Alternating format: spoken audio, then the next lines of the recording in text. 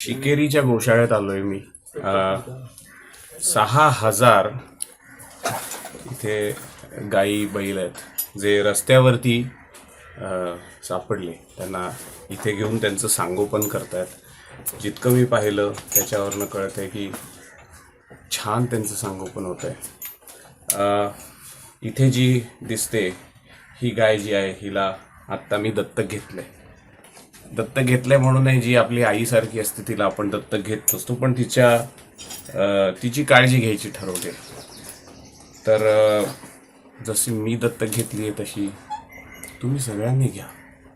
आपल्या भोवतालातल्या ज्या गोष्टी असतात, सकाळी उठल्यानंतर तुम्ही चहा कॉफी पित असाल, त्यातलं जे दूध असतं ते ह्यांच्याच भावंडांकडनं बहिणींकडनं तुम्हाला मिळत असतं.